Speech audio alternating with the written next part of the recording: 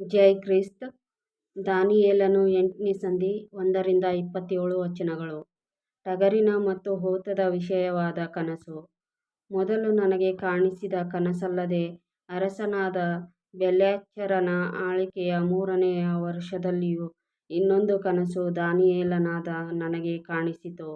ನಾನು ಕಂಡ ಕನಸಿನಲ್ಲಿ ಏಲಾಮ್ ಸಂಸ್ಥಾನದ ಶೂಷನ್ ಕೋಟೆಯಲ್ಲಿದ್ದೆನು.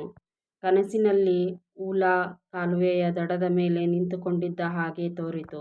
ನಾನು ಕಣ್ಣೆತ್ತಿ ನೋಡಲು, ಇಗೋ, 2 ಕೊಂಬಿನ ಒಂದು ಟಗರು ಕಾಲುವೆಯ ಹತ್ತಿರ ನಿಂತಿತ್ತು. ಅದರ 2 ಕೊಂಬುಗಳು ಉದ್ದವಾಗಿದ್ದರೂ ಒಂದಕ್ಕಿಂತ ಒಂದು ದೊಡ್ಡದು. ಆ ದೊಡ್ಡದು ಚಿಕ್ಕ ಕೊಂಬು ಮೊಳೆತ ಮೇಲೆ ಮೊಳೆತದ್ದು. ನಾನು ನೋಡುತ್ತಿದ್ದ ಹಾಗೆ ಆ ಟಗರು ಪಡುವಲಿಗೂ ಬಡಗಲಿಗೂ ತೆಂಕಲಿಗೂ ಹಾದಾಡುತ್ತಿತ್ತು. ಯಾವ ಜಂತುವೂ ಅದರೆದುರಿಗೆ ನಿಲ್ಲಲಾರದೆ ಹೋಯಿತು. ಅದರ ಕೈಯಿಂದ ಬಿಡಿಸಲು ಯಾವ ಪ್ರಾಣಿಗೂ ಶಕ್ತಿ ಇರಲಿಲ್ಲ. ಅದು ಮನಸ್ಸು ಬಂದಂತೆ ನಡೆದು ತನ್ನನ್ನು ಹೆಚ್ಚಿಸಿಕೊಂಡಿತು. ನಾನು ಗಮನಿಸುತ್ತಿರುವಾಗ, ಇಗೋ, ಒಂದು ಹೋತವು ಪಡವಲಿಂದ ಭೂಮಂಡಲವನ್ನೆಲ್ಲ ದಾಟಿಕೊಂಡು ನೆಲವನ್ನು ಸೋಕದೆ ಓಡಿ ಬಂತು. ಅದರ ಕಣ್ಣುಗಳ ನಡುವೆ ವಿಶೇಷವಾದ ಒಂದು ಕೊಂಬಿತ್ತು. ನಾನು ಕಾಲುವೆಯ ಹತ್ತಿರ ಕಂಡ 2 ಕೊಂಬಿನ ಟಗರಿನ ಬಳಿಗೆ ಆ ಹೋತವು ಬಂದು ಪರಾಕ್ರಮದಿಂದ ಉಬ್ಬಿ ರೋಷಗೊಂಡು ಅದರ ಮೇಲೆ ಬೀಳಬೇಕೆಂದು ಓಡಿತು. ಅದು ನನ್ನ ಕನಸಿನಲ್ಲಿ ಟಗರನ್ನು ಸಮೀಪಿಸಿ ಅದರ ಮೇಲಣ ಕ್ರೋಧದಿಂದುರಿಯುತ್ತಾ ಅದನ್ನು ಹಾದು ಅದರ 2 ಕೊಂಬುಗಳನ್ನು ಮುರಿದುಬಿಟ್ಟಿತು. ಅದಕ್ಕೆ ಎದುರು ಬೀಳಲು ಟಗರಿಗೆ ಏನೂ ಶಕ್ತಿ ಇರಲಿಲ್ಲ. ಅದು ಟಗರನ್ನು ನೆಲಕ್ಕೆ ಉರುಳಿಸಿ ತುಳಿದು ಹಾಕಿತು. ಟಗರನ್ನು ಅದರ ಕೈಯಿಂದ ಬಿಡಿಸುವ ಪ್ರಾಣಿ ಯಾವುದೂ ಇರಲಿಲ್ಲ. ಆ ಹೋತವು ತನ್ನನ್ನು ಬಹಳವಾಗಿ ಹೆಚ್ಚಿಸಿಕೊಂಡಿತು. ಆದರೆ ಅದು ಪ್ರಾಬಲ್ಯಕ್ಕೆ ಬಂದಾಗಲೇ ಅದರ ದೊಡ್ಡ ಕೊಂಬು ಮುರಿದು ಹೋಯಿತು. ಅದರ ಸ್ಥಾನದಲ್ಲಿ 4 ಅದ್ಭುತವಾದ ಕೊಂಬುಗಳು ಮೊಳೆತು ಚತುರ್ದಿಕ್ಕುಗಳಿಗೆ ಚಾಚಿಕೊಂಡವು. ಅವುಗಳೊಳಗೆ ಒಂದರಲ್ಲಿ ಒಂದು ಚಿಕ್ಕ ಕೊಂಬು ಮೊಳೆತು ಬಹು ದೊಡ್ಡದಾಗಿ ಬೆಳೆದು ತೆಂಕಲಲ್ಲಿಯೂ ಮೂಡಲಲ್ಲಿಯೂ ಅಂದ-ಚಂದದ ದೇಶದಲ್ಲಿಯೂ ಪ್ರಬಲವಾಯಿತು. ಅದು ನಕ್ಷತ್ರಗಣದ ಮೇಲೆ ಕೈ ಮಾಡುವಷ್ಟು ಹೆಚ್ಚಿ ಆ ಗಣದ ಕೆಲವು ನಕ್ಷತ್ರಗಳನ್ನು ನೆಲಕ್ಕೆ ಕೆಡವಿ ತುಳಿದುಬಿಟ್ಟಿತು.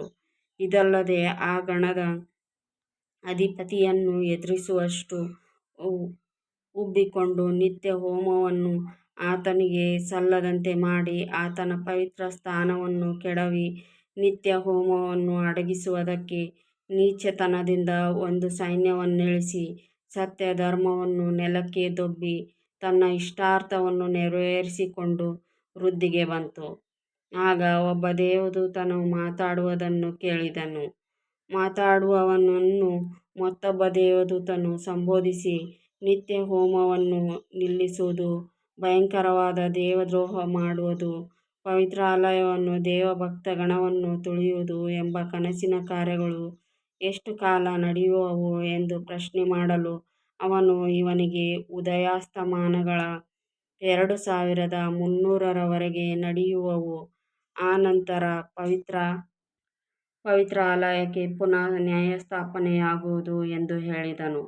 ದಾನಿಯೇಲನಾದ ನಾನು ಕನಸನ್ನು ಕಂಡು ಅದನ್ನು ಗ್ರಹಿಸಲು ಪ್ರಯತ್ನಿಸುತ್ತಿರುವಾಗ, ಇಗೋ, ಮನುಷ್ಯ ಸದೃಶನೊಬ್ಬನು ನನ್ನೆದುರಿಗೆ ನಿಂತಿದ್ದನು. ಆಗ ಗಬ್ರಿಯೇಲನೇ, ಕನಸಿನ ಅರ್ಥವನ್ನು ಇವನಿಗೆ ತಿಳಿಯಪಡಿಸು ಎಂದು ಮನುಷ್ಯ ಧ್ವನಿಯಂಥ ಒಂದು ವಾಣಿಯು ಉಲಾ ಕಾಲುವೆಯ ದಡಗಳ ನಡುವೆ ನನಗೆ ಕೇಳಿಸಿತು. ಅದರಂತೆ ಅವನು ನನ್ನ ಬಳಿಗೆ ಬಂದನು. ಅವನು ಬರಲು ನಾನು ಭಯಭ್ರಾಂತನಾಗಿ ಅಡ್ಡಬಿದ್ದೆನು. ನನಗೆ ಅವನು, ನರಪುತ್ರನೇ, ಇದು ಮಂದಟ್ಟಾಗಿರಲಿ, ಇದು ಅಂತ್ಯಕಾಲದಲ್ಲಿ ನೆರವೇರುವ ಕನಸು ಎಂದು ಹೇಳಿದನು. ಅವನು ನನ್ನೊಡನೆ ಮಾತಾಡುತ್ತಿರುವಲ್ಲಿ ನಾನು ಮೈಮರೆತು ಅಡಿಮುಗವಾಗಿ ಬಿದ್ದಿದ್ದೆನು. ಆಗ ಅವನು ನನ್ನನ್ನು ಮುಟ್ಟಿ ನಿಲ್ಲಿಸಿ ನನಗೆ, ಇಗೋ, ದೇವರು ತನ್ನ ಕೋಪವನ್ನು ತೀರಿಸುವ ಮುಂದಿನ ಕಾಲದಲ್ಲಿ ನಡೆಯತಕ್ಕದ್ದನ್ನು ನಿನಗೆ ತಿಳಿಸುವೆನು. ಅದು ಕ್ಲುಪ್ತವಾದ ಅಂತ್ಯಕಾಲದ್ದೇ. ನೀನು ನೋಡಿದ 2 ಕೊಂಬಿನ ಟಗರು ಮೇದ್ಯ ಮತ್ತು ಪಾರಸಿಯ ರಾಜ್ಯ. ಆ ಹೋತವು ಗ್ರೀಕ್ ರಾಜ್ಯ. ಅದರ ಕಣ್ಣುಗಳ ನಡುವಣ ದೊಡ್ಡ ಕೊಂಬು ಆ ರಾಜ್ಯದ ಮೊದಲನೆಯ ರಾಜ. ಆ ಕೊಂಬು ಮುರಿದ ಮೇಲೆ ಅದರ ಸ್ಥಾನದಲ್ಲಿ 4 ಕೊಂಬುಗಳು ಎದ್ದ ವಿಷಯವೇನೆಂದರೆ, ಆ ಜನಾಂಗದೊಳಗಿಂದ 4 ರಾಜ್ಯಗಳು ಏಳುವವು. ಆದರೆ ಮೊದಲನೆಯ ರಾಜನಿಗೆ ಇದ್ದಷ್ಟು ಶಕ್ತಿಯು ಅವುಗಳಿಗೆ ಇರುವುದಿಲ್ಲ. ಆ ರಾಜ್ಯಗಳ ಕಡೆಯ ಕಾಲದಲ್ಲಿ ಅಧರ್ಮಿಗಳ ಅಧರ್ಮವು ಪೂರ್ತಿಯಾದಾಗ ಕಠಿಣಮುಖನೂ ದ್ವಂದ್ವಾರ್ಥವಚನ ನಿಪುಣನೂ ಆದ ಒಬ್ಬ ರಾಜನು ತಲೆದೋರುವನು. ಅವನು ಪ್ರಬಲನಾಗುವನು, ಆದರೆ ಬಲದಿಂದಲ್ಲ. ಅತ್ಯಧಿಕವಾಗಿ ಹಾಳುಮಾಡಿ ವೃದ್ಧಿಗೆ ಬಂದು ಇಷ್ಟಾರ್ಥವನ್ನು ತೀರಿಸಿಕೊಳ್ಳುವನು. ಬಲಿಷ್ಠರನ್ನೂ ದೇವರ ಜನರನ್ನೂ ಧ್ವಂಸಮಾಡುವನು. ಕುಯುಕ್ತಿಯಿಂದಲೇ ತನ್ನ ಮೋಸವನ್ನು ಸಿದ್ಧಿಗೆ ತಂದು ಮನದಲ್ಲಿ ಉಬ್ಬಿಕೊಂಡು ನೆಮ್ಮದಿಯಾಗಿರುವ ಬಹುಜನರನ್ನು ನಾಶಪಡಿಸಿ ಪ್ರಭುಗಳ ಪ್ರಭುವಿಗೂ ವಿರುದ್ಧವಾಗಿ ಏಳುವನು.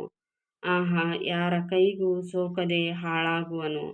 ಕನಸಿನಲ್ಲಿ ತಿಳಿಸಲ್ಪಟ್ಟ ಉದಯಾಸ್ತಮಾನಗಳ ವಿಷಯವು ನಿಜವೇ ಸರಿ, ಆದರೆ ಆ ಕನಸು ಗುಟ್ಟಾಗಿರಲಿ, ಅದು ಬಹುದೂರದ ಕಾಲದ್ದು ಎಂದು ಹೇಳಿದನು. ಆಗ ದಾನಿಯೇಲನಾದ ನಾನು ಬೆಂಡಾಗಿ ಕೆಲವು ದಿವಸ ಕಾಯಿಲೆ ಬಿದ್ದೆನು. ಆಮೇಲೆ ಎದ್ದು ರಾಜಕಾರ್ಯವನ್ನು ನಡೆಸಿದೆನು. ಆ ಕನಸಿಗೆ ಬೆಚ್ಚಿ ಬೆರಗಾದೆನು, ಅದು ಯಾರಿಗೂ ತಿಳಿಯಲಿಲ್ಲ. ಆಮೆನ್.